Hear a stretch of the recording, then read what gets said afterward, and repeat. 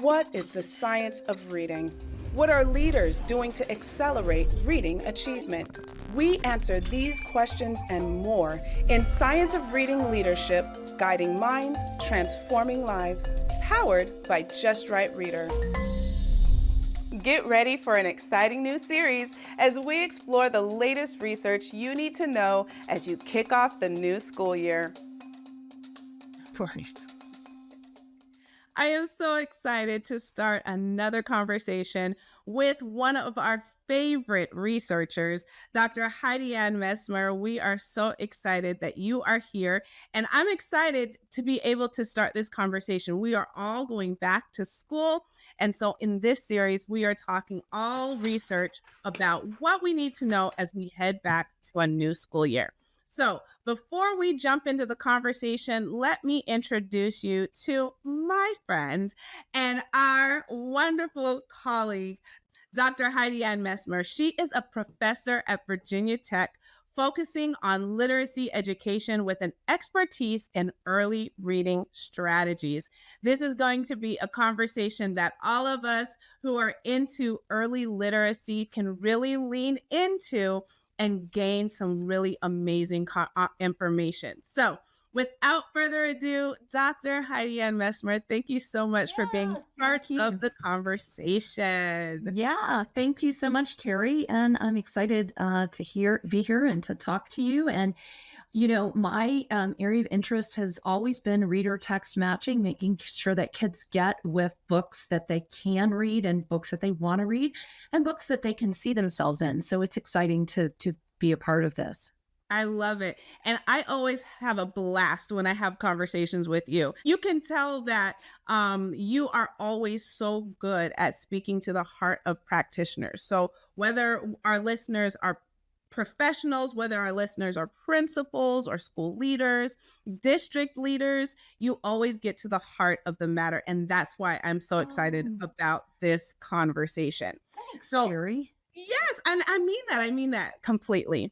I want to start with a really fun question, right? As you think back to when you were going back to school, when you were doing that back to school push as an educator back into the classroom, what is some fun stories that you can think of that speak to that week or that time heading back to school?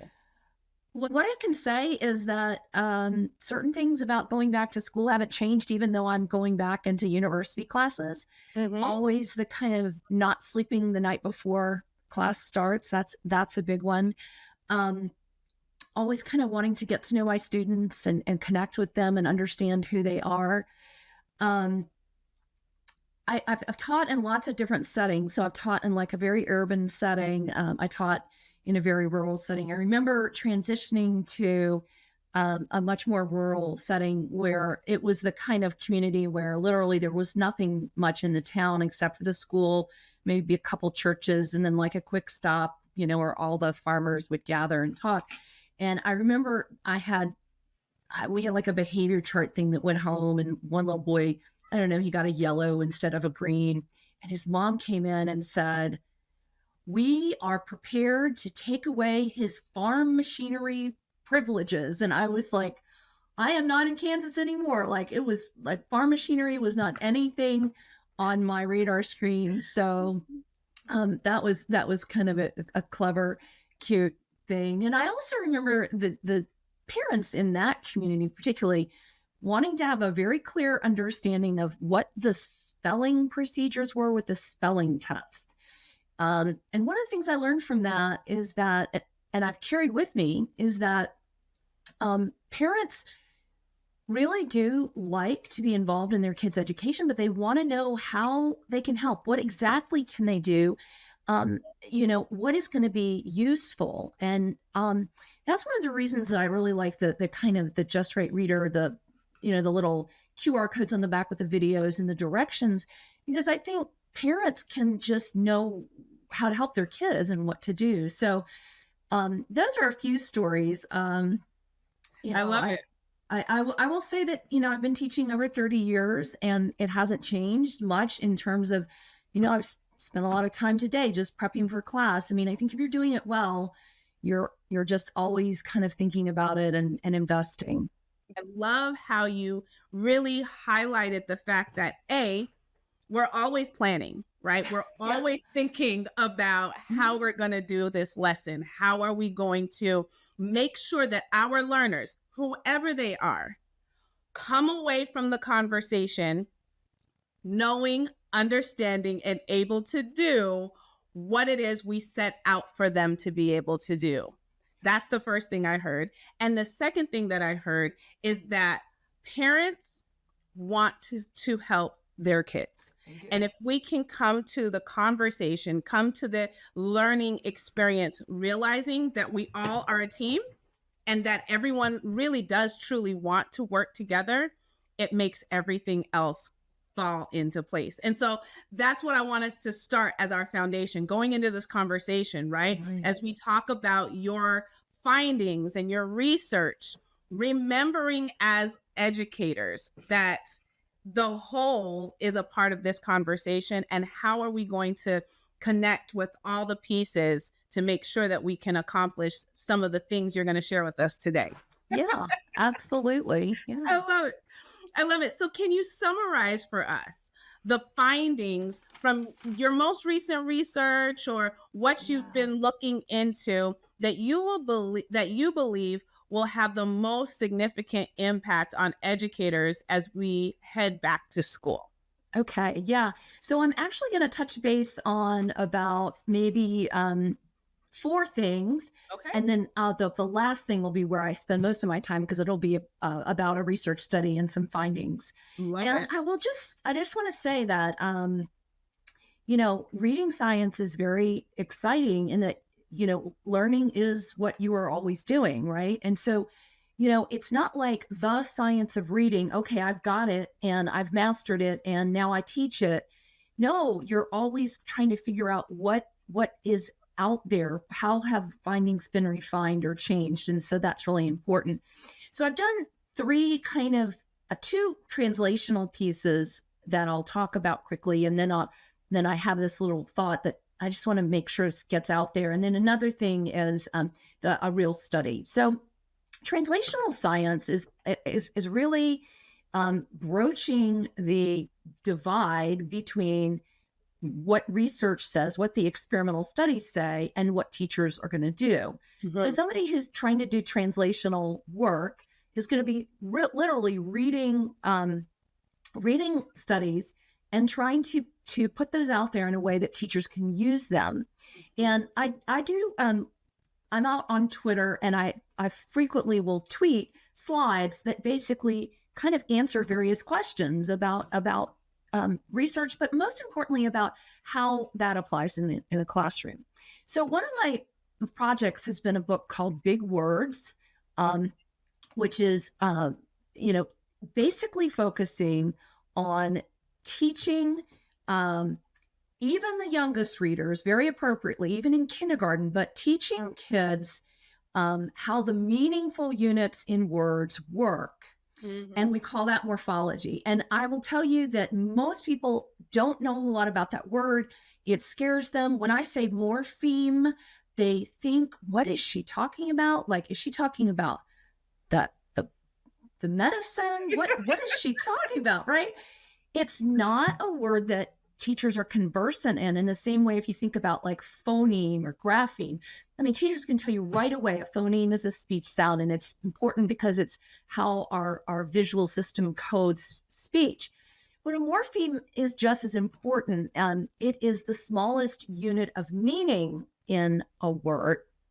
And we can teach it to young children really easily and appropriately. So let me give you an example. The word cats has two morphemes in it. It has two meaningful parts. It has the base word, cat, and then it has the S that means not one. So in that word, there are two meaningful parts. The bound morpheme, the S, which doesn't just sit alone and have any meaning, and then the free morpheme, which is a word, cat, and that carries the main meaning. So morphology, if you will, I mean, the language is alphabetic, and we build, we use the alphabetic system to build graphemes that represent phonemes. And that's how we build our words. But those graphemes build morphemes, meaningful units, and the morphemes make up words. And what we've done is just kind of skipped that kind of morpheme part, and people don't understand it. What happens is when kids haven't been kind of introduced to the fact that words have meaningful parts that aren't standalone words like ing or er or tion or ion, they freeze up. So they get to third grade and they come to a long word, and it's like, maybe it's like, I use the word pre-treatment because it's just my example, but they come to that word and they just think it's long. I don't know it. I'm scared. And they just kind of do something like pretty, or they might say prediction, they'll just say something else that kind of begins with a PRE. And in part, the reason they do that is because no one has introduced them to how to look at words and how to break them down into their meaningful parts. And, the whole kind of sounded out kind of thing, remember, that isn't going to work for real long words. You have to find a base word and you have to find the affixes. So that's my big words for young readers. It's a book out there that kind of translates that and says, hey, we can start as early as kindergarten, appropriately, right? We're not talking about teaching little kids to read polymorphous or something like that. We're talking about, hey, if you can read sun and you can read tan, you can read those together in a compound word, suntan, right? That's a decodable compound. Or, adding S. And those words are already in kids' books. So it's not as if we're putting something harder out there. You can't read a book without a word like boxes, right? Right. So it's already there. And it's, to me, a really important part of what we should start talking to kids about K-5.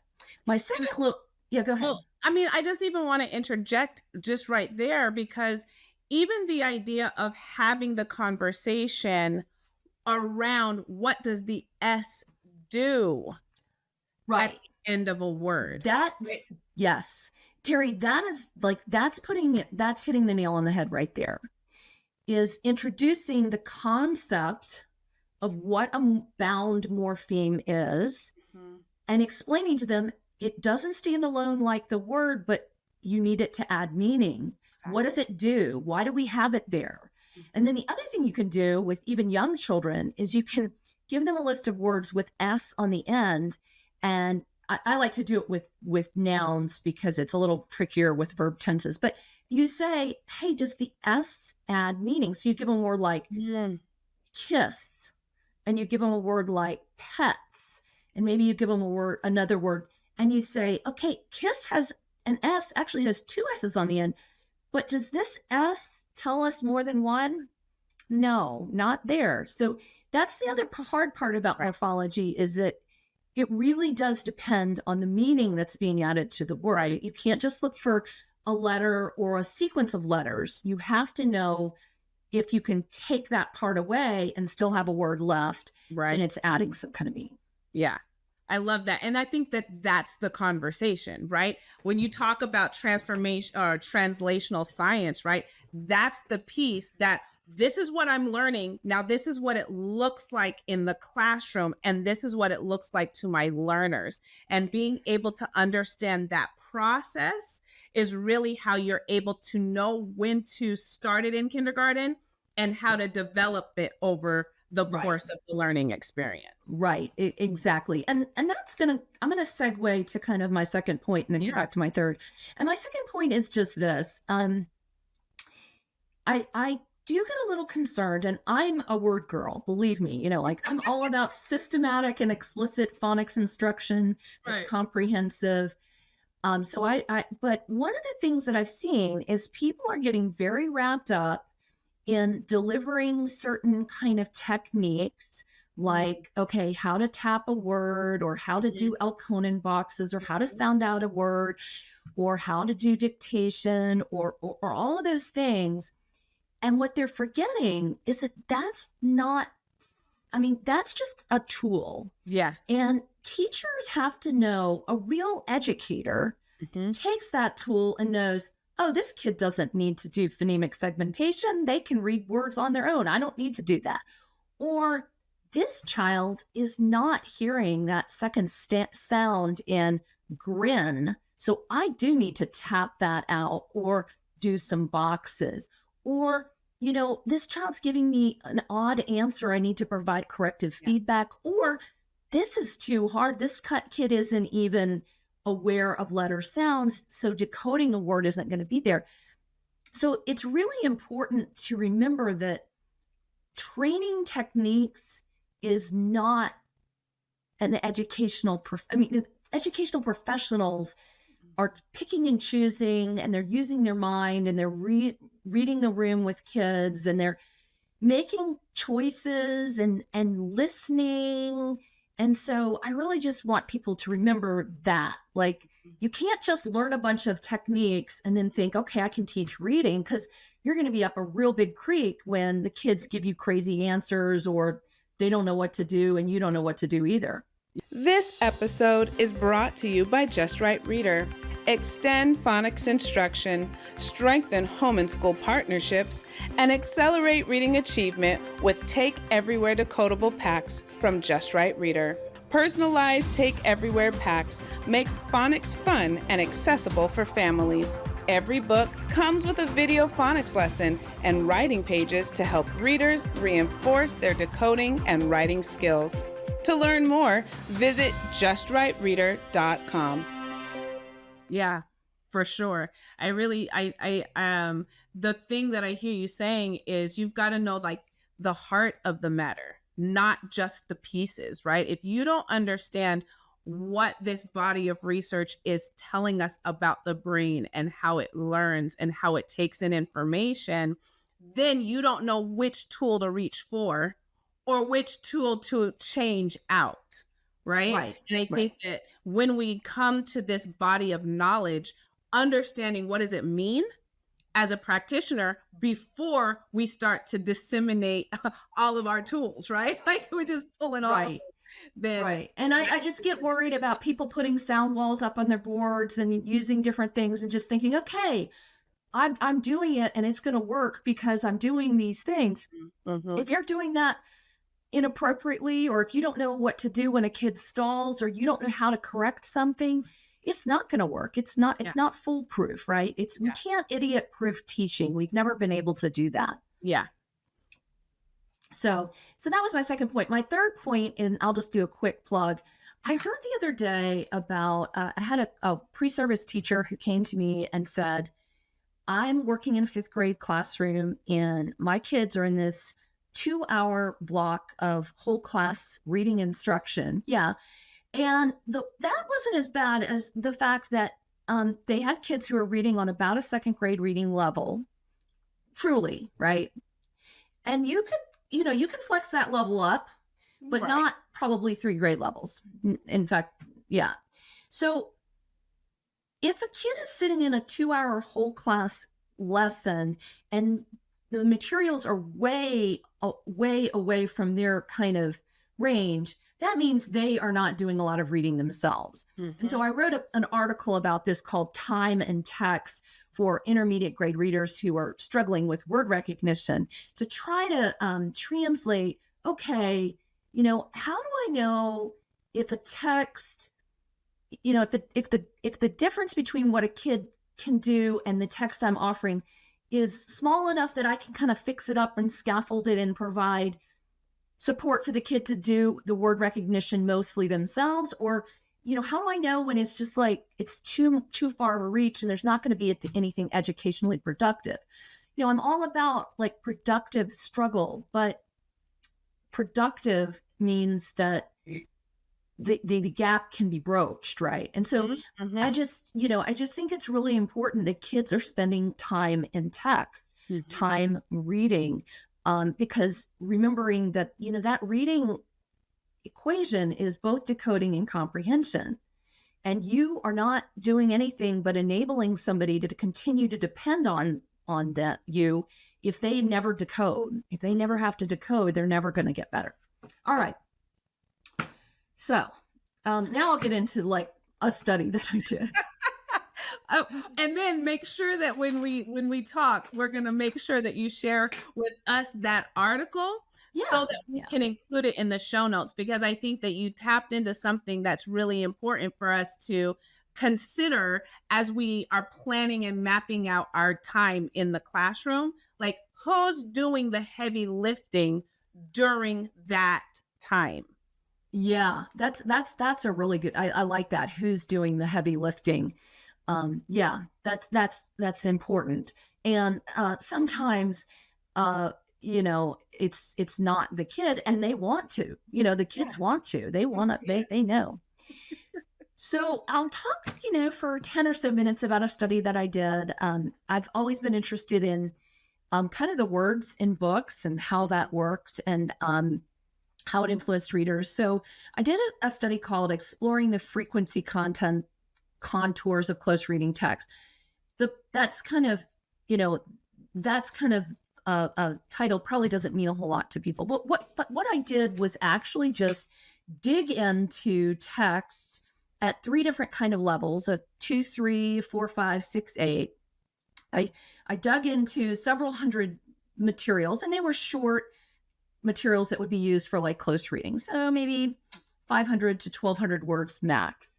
So I dug into those, and I used a computer science guy to help me. Took all the words, took all the words out of all of those texts, and then examined them really closely, and specifically examined the words at the kind of, we would call them the lower end of the frequency distribution. So these would be words that are very rare. Yeah, so like Unusual. not high frequency. No, not high frequency words. So, like words like, I'll just say a few of them so that you can kind of get a feel for the kinds of words. So, words like, let's see, corroborating, glacier, jewels, as in Jules, distracted, unpeeled, shard, editor, Balthazar, elocution, forage. At any rate, so, I basically wanted to kind of look at those words to kind of see, do those words look different if it's a narrative text, like a story, that's telling us a problem, than an informational text that's just conveying information. And, kind of like, what can we expect? So there were a couple of things, and most good research, honestly, is not earth shattering. It accumulates along with other studies. And so most research just kind of adds a little bit more knowledge or replicates and says, yep, that other study pretty much validates what I found. And so I found a lot of different things, but one of the things that I found was that, and this isn't a new finding, but it is true, informational texts have more unusual words that are vocabulary targets, words that we would want to teach kids. Okay. And so, so the question then becomes, okay, well then what's going on in the narrative text? Well, narrative texts will have words that are unusual, but they're not often truly complex for kids. So they're often just kind of unusual compounds, or just like a word like smock. Okay. So just to give you an example, here's some words that in a second, third grade range were the type of words that were very unusual. Busload, that was a rare word. Doggy, teenaged, dedicating, timeline. A lot of them are like compound or hyphenated words, laid back. And so you can kind of see that these are words that they're not really going to be target vocabulary words. Informational text, and kind of a, opposite effect is the words that are rare are actually, they are actually good targets for vocabulary instruction. So incisor, carnivore, algae, hibernate. Here's another text. These are other words: smirk, tentacle, tether, jet lag, erupts, species, ligament, nitrous, polyp. And so you can kind of see that what's going on in a narrative text often is some unusual words. And then often in the narrative text, you'll get really cool adjectives that you haven't heard before, which are going, or adverbs, which are going to express intensity or degree. So you might get, instead of the word cry, you might get sob or weep or whimper or moan. And those are going to kind of allow somebody to, punctuate what's going on in a story with word choice. But in informational text, it's nouns that are like going to add to your knowledge. The other thing that I found, and this was actually somewhat of a replication of a study that Gracer et al. Did, is that essentially one of the things that happens in informational texts is that the vocabulary targets usually will kind of coalesce around a theme or topic. So, for example, let me just like, what that means is like, so the vocabulary in an informational text might kind of be like, here's a text. This was a text in, let's see, this is called the Eco Pyramid, and it was a text 6 through 8. So it's an advanced text, but here are the unusual words in this Eco Pyramid text with 6th to 8th graders. And you can just kind of see that it paints the idea. Autotroph, transform, survival, meal, flow. Those words survival, transform, meal, flow, autotroph kind of hang together. And that actually reflects what the brain does when it comes across a word. We actually like light up a bunch of related words, and then the ones that really are working for the context and the definition that we need get further activated and kind of blip out, and then the ones that are not kind of fade. But it's a kind of like an all at once firing, if you will. So informational text naturally put together words that are going to hang together, and we should teach them like that. That's the way we teach them, right?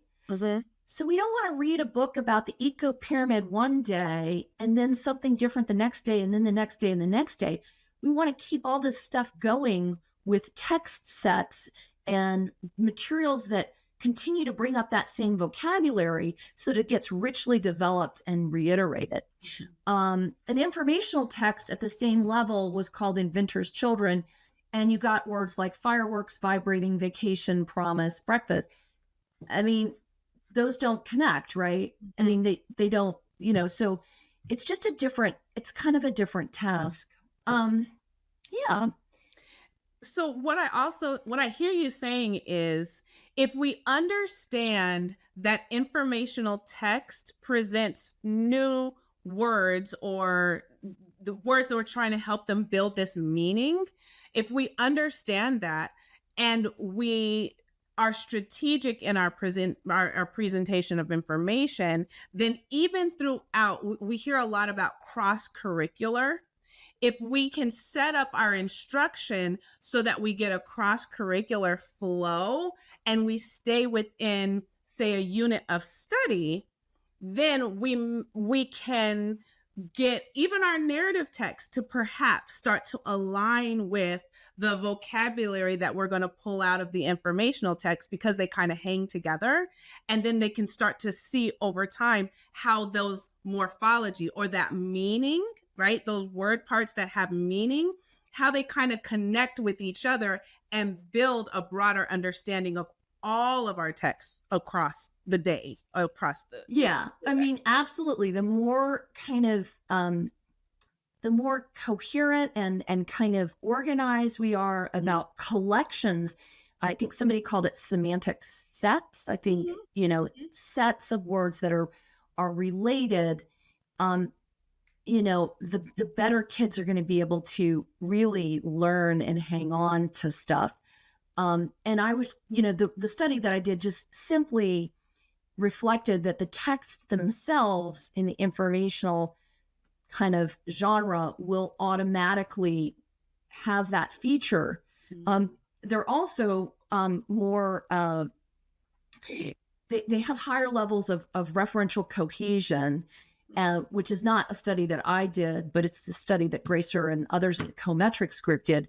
And that referential cohesion is simply that the information is repeated and reused throughout a paragraph. So, for example, if you were reading about bees, you would hear the word bee and pollinator and pollen and all of these different parts over and over and over again. And so that the reader can kind of keep a strand of comprehension through that text cohesion and the referential cohesion.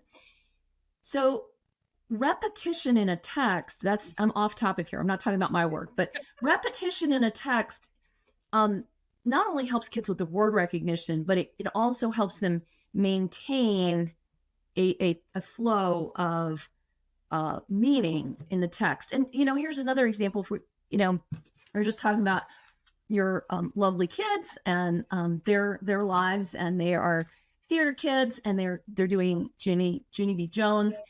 And Junie B. Jones is a good example of a narrative series that will repeat words across the series, that the characters repeat and the setting often repeats. And that helps kids to hold on to comprehension, across. It's a big deal to graduate into a chapter book where you now have to read it over days or even a week and a half or 2 weeks. You have to hold on to a lot. So setting up characters and settings that are going to recur across books, that helps the reader. Yeah. So let me ask you this question. How do you see because you've really strung together a lot of really useful information. And if we think about it in terms of now, how do we ensure that this is taking place in the classroom? How do you bring it all together for an educator who's listening? What would be the advice on how to take everything that you're talking about and apply it into their instruction? Yeah, I mean, I've been kind of talking about an eclectic group, but I can tie it together.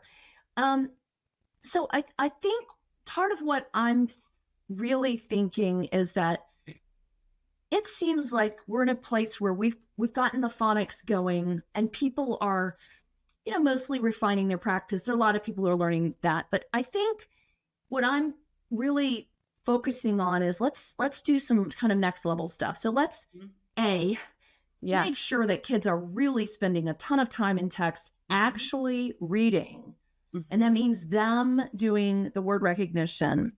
Let's make sure they know kind of what to do with the meaningful parts in a word. That's where meaning and decoding kind of intersect, right? Because you can talk about the meaning of a word if you can break down, you can find the base or the base element or the root, and then you can find the suffixes and prefixes.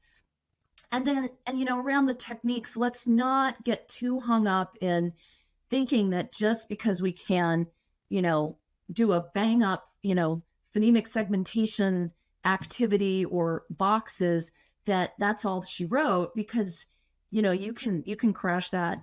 And then with my work, basically the idea is that be on the lookout in an informational text. Find that collection of vocabulary that coalesce together. And then if you can, like you said, keep that theme going for a little longer so that vocabulary and the knowledge development, which we now know is such a foundational part of comprehension, gets there and gets retained, right? Not just mentioned and, I've heard that word before, but I really know how, the food pyramid works, or I know how, sea life develops, etc. It's exactly the cohesiveness that I saw in all of those pieces that you have presented today, right? They're all a part of the work. And if we're going to take it to the next level, like you just said, right? If we're going to take this practice to the next level, we need to see how they all connect and how they all work together so that we can know the heart of it and then begin to use our resources and our toolkits to notch it up a little, right? Yeah. To keep that movement forward. Yeah, exactly.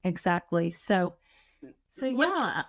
Let me ask you this question then. right? Because now, if we're going to bump it up a notch, our selection of text needs to become more refined.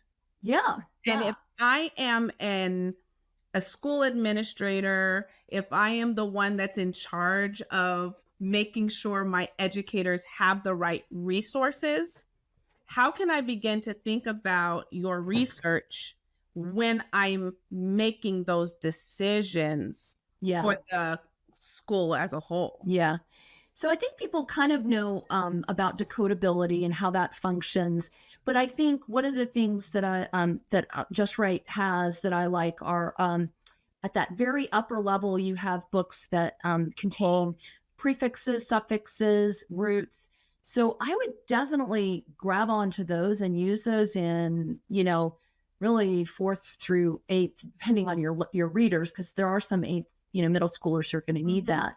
So I Mhm. really like those. I like the idea too of if you've got kids who are having hard time accessing the text, recognizing the words, you can create a text set where you plug in one of those accessible texts for the kids who, are reading at a second or third grade reading level, but they can still get the content in the informational text or the textbook. And that's Sarah Lupo does a great job about talking about quad set text. So basically, you know, you want to use a collection of a lot of different things to build vocabulary and knowledge, but you just want to make sure you're not counting out the kid actually decoding. Because part of what part of what happens is when a kid orthographically maps a word, that's a huge part of owning that word and its meaning. It's not the only part, but it's a big start, right? So they have to orthographically map the words. They have to read them themselves. And so I would just caution, especially when you're looking at third, fourth, and fifth grade kids, if I'm talking to administrators, it's not enough that you can read it to them and they can understand it and do all this great comprehension. That just is not reading. You have to be able to decode. So I just don't want that to get lost. Yeah. And it's a real travesty to write kids off in third grade. We can't do that. We have to teach them how to decode, and we have to give them materials that they can actually decode. Absolutely. This has been such a fabulous conversation. I always ask this one question, especially as we are going back to school. I say it all the time. I am a literacy nerd. I love language. I love early literacy. I love teaching reading.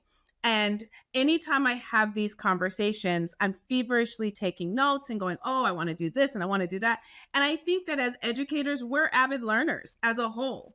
And so as you think about all of these things, what advice do you give to the teacher, the administrator, the educator who's taking in all this information and wants to go into the new school year and make a significant impact? Yeah, I would say there are two kind of things that I would tell an administrator: prioritize and depth.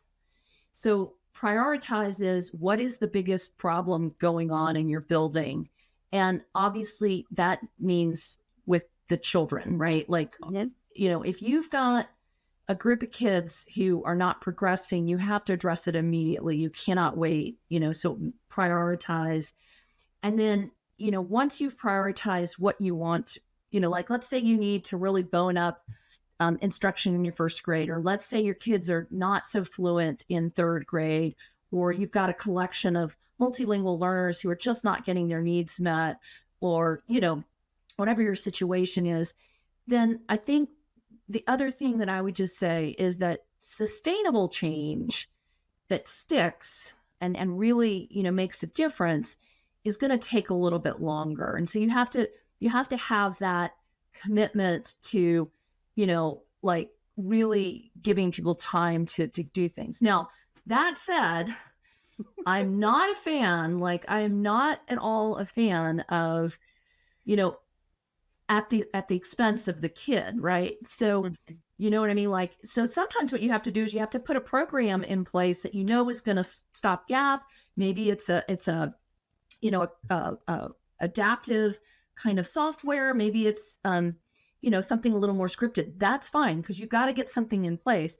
But then if you want that sustainable change, get people to go deep and really learn it. And my experience, honestly, Terry, is that, and I could be wrong, but I think that educators like learning. Oh, yeah. Oh, yeah. And I mean, it's like, when I was in college, I sold shoes, and then all of a sudden I liked shoes and I wanted fancy shoes. And like, if you work in a restaurant, you're all of a sudden become a connoisseur. Like you want to cook and you want to do things. And I think that teachers find learning very seductive. Yes. And so we can seize on that. The important thing with adult learners, however, is they need some choice. They really do need some choice and some investment. And they also need to know that what they're learning has very, very practical ramifications. They do not want to waste their time with things that are not going to translate immediately into how they're going to help kids. So I can't blame them about. Yeah, they want to make good use of their time, right? That's right. They want to see results. That's right. And none of us can afford not to make good use of our time. So. Exactly. Well, this has been a fantastic conversation. Like I said, I always love our conversations. And so I really thank you for taking the time to come and share all these little nuggets of fabulous and powerful information that are really going to help us move the needle in the coming school year. So I want to give you an opportunity to tell everybody how they can find you. You said you share a lot on X. So make sure you tell everybody how they can find you and how they can stay in touch with all the great work you're doing. So I'm an X on HAE Mesmer, HAE Mesmer. And you can also find my books on Amazon. And I have another big one coming out next spring, a kind of Q&A format. And of course, I do talks with Just Right, and I love it. So take care and thank you. Love it, love it, love it. And we will make sure that we connect your big words for young readers, your time and text article in the show notes. We'll make sure we put all of that there for all of our listeners so that they can connect and continue to follow you. Thank you all for listening. Thank you for taking the time to be a part of this conversation. And until next time, a happy reading. Thanks. Thanks for joining us. If you found this conversation valuable, please subscribe and leave a review on your favorite podcast platform. We will see you next time on Science of Reading Leadership, Guiding Minds, Transforming Lives.